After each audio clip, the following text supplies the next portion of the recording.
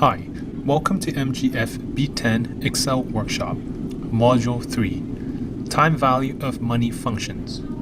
In this module, we will talk about Excel functions. There are two major ways to get Excel to do calculations. 1. Through the use of formula. 2. Through the use of functions. In the last module, we used formula by inserting operators such as plus and minus signs. For more complex calculations, Excel created some useful shortcuts for you called Excel functions. I find Excel functions very handy because you won't need to memorize the formula at all. Let's see how an Excel function works in the next example. Please click on the link below, which leads you to open up the Excel workbook, Time Value of Money. In the PV tab, which we have the question here, you want to be a millionaire in 30 years. You go to the bank and learn that you can get 10% annual return, compounding monthly. How much do you need to deposit in the account today? On the right hand side, it shows the formula that needed to calculate the present value, which is PV. Here in the middle, we provided a table for you to help you single out the variables that you will need to do the calculations, although the table is not necessary. So let's go through each of the variables. The first one is future value. This is the value that you will receive in the future. In this case, in 30 years later, you shall receive $1 million. Remember, there's always a direction for cash flow, so in order to receive $1 million, this will be a positive number. Present value. This is unknown because this is exactly what we need to calculate. Annual interest rate, as stated in the question, this is 10%. Number of compounding period per year. This is 12, as stated in the question, that is compounding monthly. Number of years will be 30, as stated in the question. The next two items is called rate and NPER. Rate is the period rate. So in this case, I over N, or you can say annual interest rate, which is 10% divided by 12. As you can see here, I'm trying to use cell referencing as much as I can. The next item, total number of compounding period, so NPER. This is X times N, so equal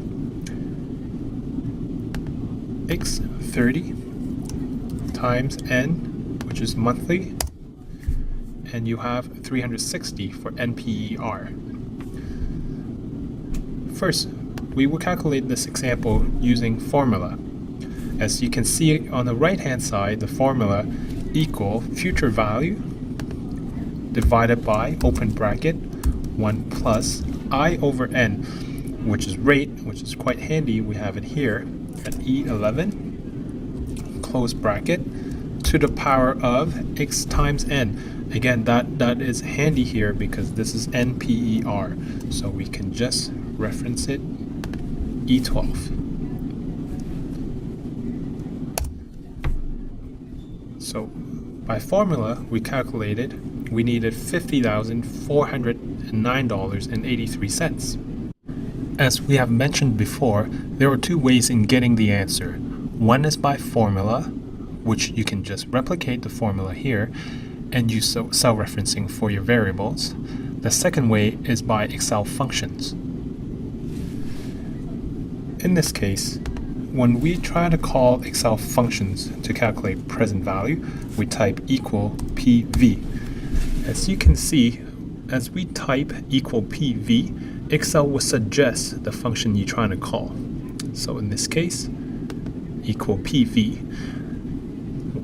Once you've selected the function, it actually shows you hints of what variable is required. The first variable it needs is rate.